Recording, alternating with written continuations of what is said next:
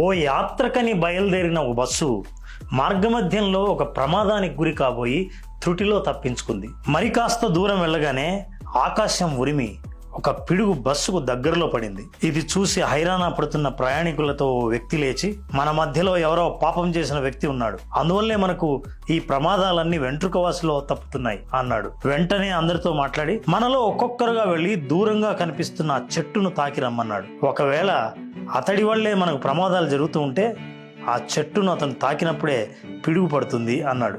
వెంటనే ఒకరి తర్వాత ఒకరు వెళ్ళి చెట్టును తాకి వచ్చారు.